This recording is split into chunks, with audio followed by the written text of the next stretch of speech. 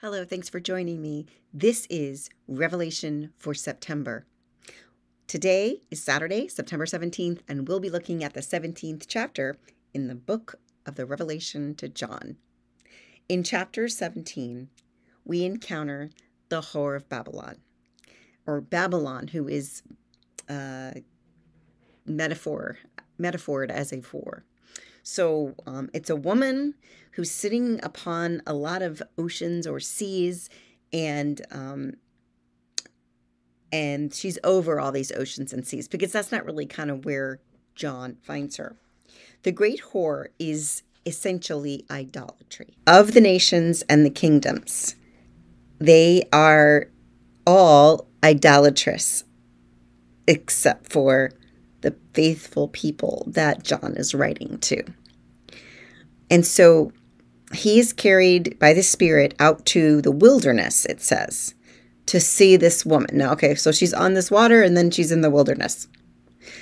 And she's in this wilderness on this red beast.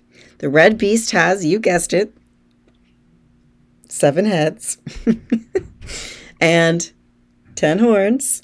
And she is covered in fine robes and all kinds of jewels.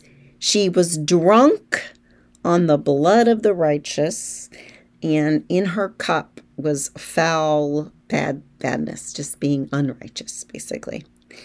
So this is and what happens in here is that the angel gives John an explanation, which is unprecedented in the book of Revelation.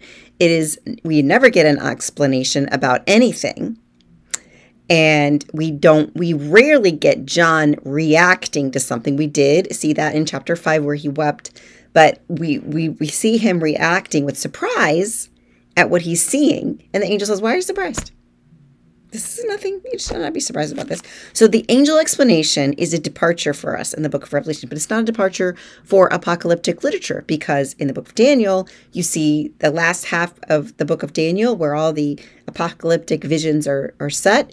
Everything is explained. Even the stories in the beginning are explained as well. There's an explanation, angelic explanation at times, for all the things that are happening. So here there's an angelic explanation. And at this point in chapter 17, right around verse 6 and the rest following, you will see this angelic explanation. So everything that you've seen thus far, or John has seen thus far, is explained by this angel. Like I said, this is a type for other apocalyptic literature, but not necessarily for this book. This is the first we've seen of it.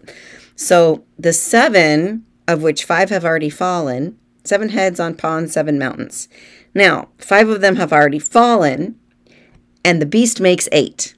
So we're adding this on, this little math thing right here. And there are 10 horns, and the 10 horns represent 10 kings who are not yet kings, but will be kings for 1 hour, because they have given their authority over to the beast, and they will be defeated. And that's what it says. It's like, together they will make war on the Lamb, which is the Lord Jesus.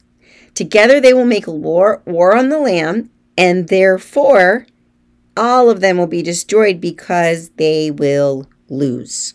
To be exact, they are united and yielding their power and authority to the beast. They will make war on the Lamb, and the Lamb will conquer them. For he is the Lord of lords, the King of kings, and those with him are called the chosen and the faithful. These are the words the people he's writing to are holding fast to. And then there's just a little bit more about how the waters underneath the whore are the people and the languages and the nations. They represent all of the differences around the world, the known world at the time, and that she represents the great city that will fall. And so, like, we understand that that's the words used, Babylon, to represent the destruction of a great city that is great in terms of like its size and its place in the world. However, it's not great in the eyes of the Lord. So the fall of the great city is a reason for celebration, because that represents everything that God does not, especially, and very concerning for John, idolatry, like this unfaithfulness to the covenant, to being God's chosen people, to following Jesus, to staying true to the faith amid the adversity. The words to cling to. They will make war on the Lamb, and the Lamb will conquer them. This is a book of hope. It's got a lot of weird images, but it essentially is a book of hope. And so that's our story for the 17th chapter of the book of the Revelation to John. I hope that you will not get caught up in the negative things about this, but cling to those words of life. For he is the Lord of Lords, the King of Kings, and those with him are called chosen and faithful. So we cling to those words. John is trying to encourage people to stay the course. Don't give up. The baddies are going to be defeated by God. Next chapter is a long one. So enjoy today, and we'll get comfortable for tomorrow. God bless you.